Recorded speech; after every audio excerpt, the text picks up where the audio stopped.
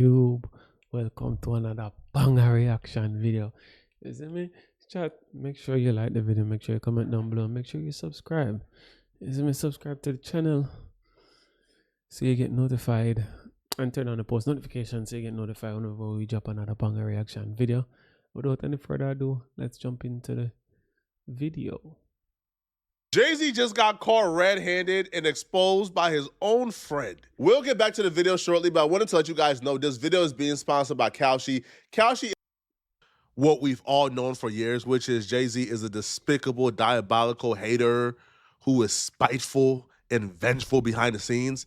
And we have accused Jay-Z of doing this in the past. We have accused Jay-Z of blackballing, such as calling TMZ and asking TMZ to report a negative story on Colin Kaepernick so the world can forgive Jay-Z for signing to the NFL.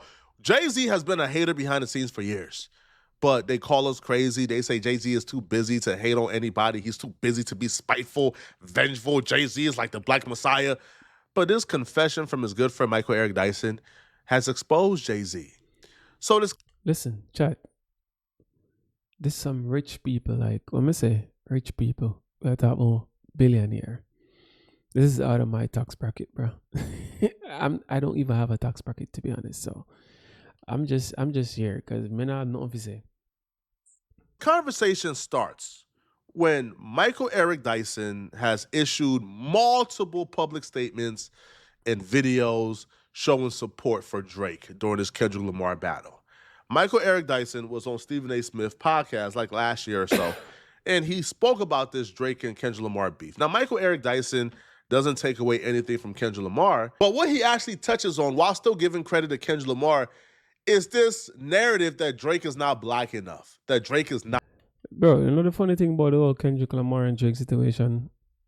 I do not know not one Drake song from that back and forth, to be honest.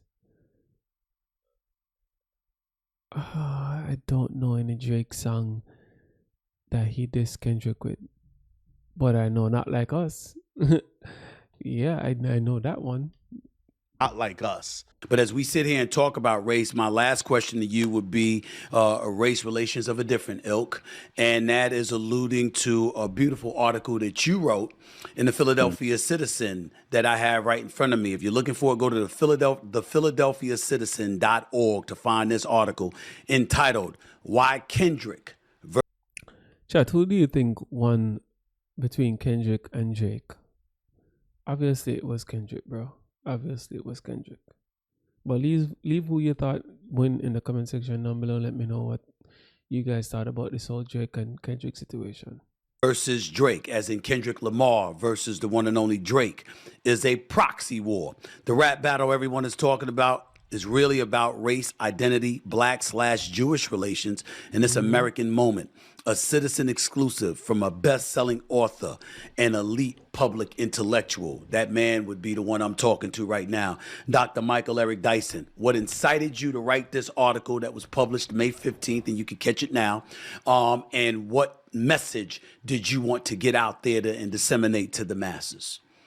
See, I'm glad I'm talking to the great Stephen A. Smith, because in other fora, you know, I've had to hold my powder and be more balanced and so on. I'm pissed that Drake gets dismissed off the scene when he's been Drake for 15 years. And you act like you didn't know that. Now he's not really black. Oh, he was black when he's recorded more songs with Jay-Z than most of these rappers. The irony of validating Drake's belonging into the culture it's crazy, by bro. using Jay-Z, while Jay-Z himself believes that Drake is a culture vulture and he absolutely despises and hates everything about Drake. Last time I checked, Jay-Z is real. He ain't fake. Challenging his racial identity, saying he's a culture vulture when he's a black man. He's from Canada. He ain't real. Idris Elba is from the UK. People still love him on The Wire.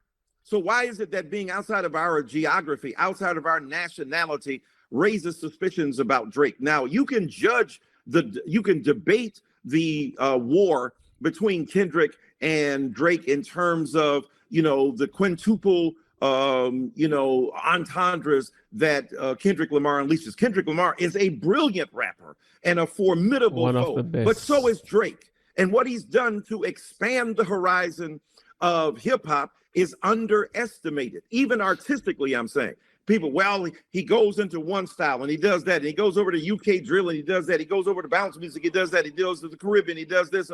Why are you looking at a positive as a negative? Cinco de Mayo just passed. They had a special Cinco de Mayo a celebration for Jay-Z. And what was the last Drake hit by himself? I'm not talking about no one song, hit song, and then he's on the remix. I'm talking about a Drake single by himself, like just a Drake single by himself. When was the last like big hit song from Drake? Cinco de Mayo, because Jay-Z has been attracted to Latino culture, speaking Spanish all through his music, and they had an entire program celebrating Jay-Z. Was Jay-Z a culture? And don't forget OG Juan. I mean, don't forget OG Juan now, his brother, his right hand now. I mean, come on, bro. Juan Perez, I mean, please, come on now. We all know Juan. And Desiree Perez, his wife. That's right. That is OJ Juan, and the woman who runs his, Rock Nation. So the point is that is Jay-Z a culture vulture? No, we have to stop this narrow, punishing, pernicious, limited viewpoint about blackness. Yes, have a debate about who's the greatest. Have a debate about rhetorical skills. But let me tell you what, as Lupe Fiasco, no slouch as a rhetorician, and one of the greatest lyricists ever, said that he would put Drake slightly above Kendrick Lamar. I mean, just French kiss. The brother is articulately breaking down bro. How absurd the narrative that Drake is a culture vulture is. How absurd the narrative that Drake is this outsider who's not one of us. It's absurd. Now, would I say is rooted in colorism? Probably. Right? Drake being light-skinned, I think definitely play into the narrative he's not one of us. True. Like, if Drake was the color of, I don't know, Idris Elba, and there was this narrative that he's not one of us, we'll say, huh? That's like what do you mean this dark-skinned brother ain't one of us? But because he's light-skinned, I think that plays a role in it. And again, Michael Eric Dyson is a light-skinned brother. So that may have played into his passion for this subject. Understandable. Now, I do think he's going a tad bit too far when you say that Drake is, a greater lyricist than Kendrick Lamar. I think Drake is a better artist. An overall artist, he's more diverse, has more tools than Kendrick Lamar, but a better lyricist, just pen to paper rapping ability, I won't go that far, okay? And that's too far. You won't find a bigger Drake fan than me. But the brother continues, and he lays out a great argument that I don't think anybody can really argue with. He's not even arguing who won the battle. He's not even arguing if Drake is overall better than Kendrick Lamar. His point of argument here is irresponsible to say Drake is not one of us. It's irresponsible to try to validate or put somebody's blackness in court. I don't know how anybody can have a problem with this, but one person did have a problem with his defense of Drake, and I think we all know who that person is.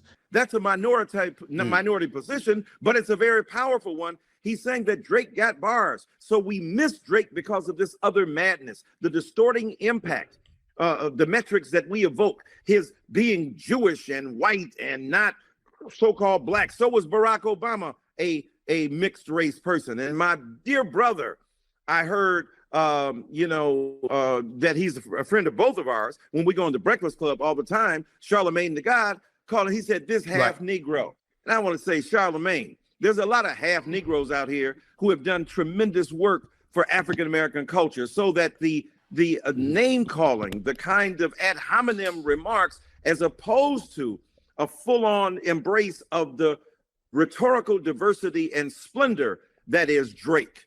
To me, that would be a fairer fight. Then we could make an estimation of what's going on. And in that piece, of course, I also talk about this being a proxy war for other issues that are out there, and we can talk about those another time, but dealing with the war in Gaza, dealing with DEI, dealing with Black excellence, dealing with rhetorical power, dealing with education, dealing with the colorism we see in our own communities, because there's no question that light, bright, almost white was a thing, is a thing, and we have to pay attention to that. At the same time, we know that Clarence Thomas is a dark-skinned Black man. We know that Candace Owens is a brown-skinned Black woman.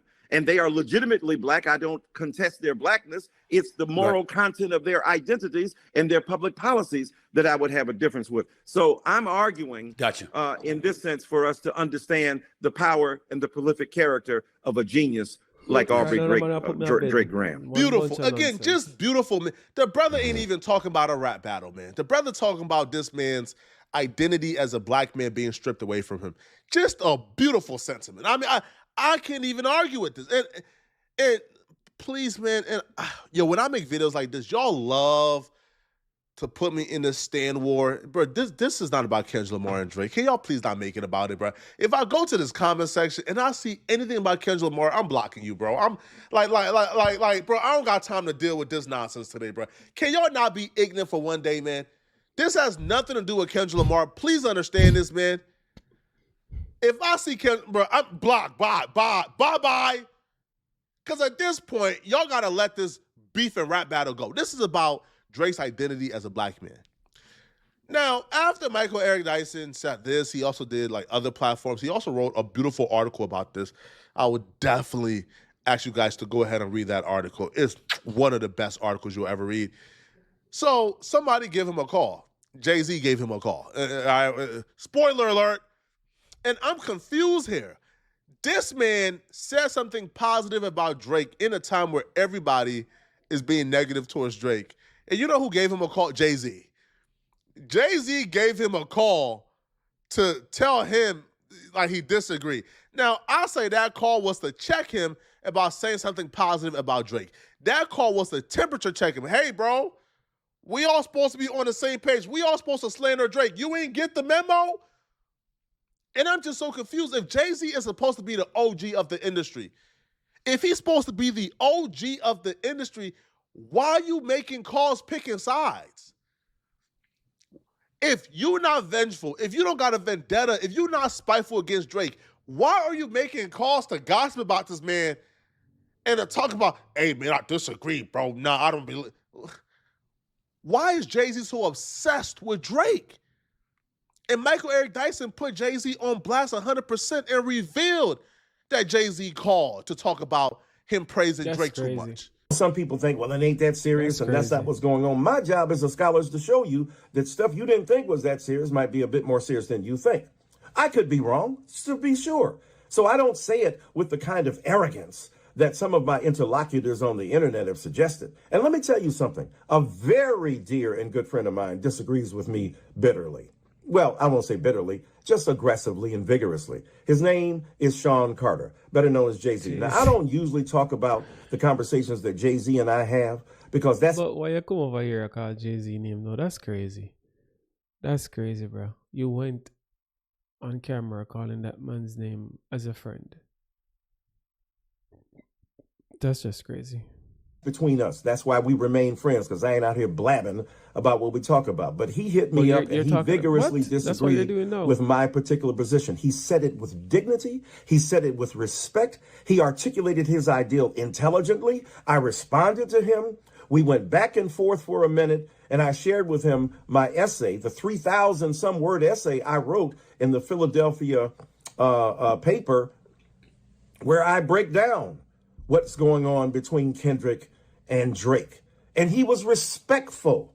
What I love about Jay is that he's not arrogant, and he's got more reason to be arrogant than anybody we talking to, including myself, on this darn internet, and yet in social media. And yet he chose to be gracious, vigorous, clear, transparent about his disagreements, but he did not get nasty and vicious with me. So the point is that I'm saying we can disagree with each other and not be nasty. I understand a rap battle is a rap battle and you trying to exploit your opponent's, if it will, vulnerabilities. But in an age of social media, it hits different when you call somebody a pedophile or when you make arguments about domestic violence. I understand that. It hits different when it resonates in a cultural vacuum or in a cultural arena where the Me Too movement, the progressive ideas of misogyny and sexism and patriarchy have prevailed, where we are far more sensitive and culturally appropriately so aware of the various forms of hurt and pain that women have to endure, and that gender plays a role that we have historically ignored. Bro, this is just one bunch of Yabba yabba yabba yabba yabba yabba yabba yabba. This the man I defend Jake to the T. He's defending Jake to the T, bro. One bunch of yapping. All that is true. Hearing about things like this kind of make you really, really consider theories like, oh, Jay-Z went out of his way to give Kendrick Lamar the Super Bowl instead of Lil Wayne to spite Drake. Now, obviously, Kendrick Lamar deserved the Super Bowl. I'm not going to argue there. Kendrick Lamar was the most deserving. He was, like the most charted, most successful artist of that year.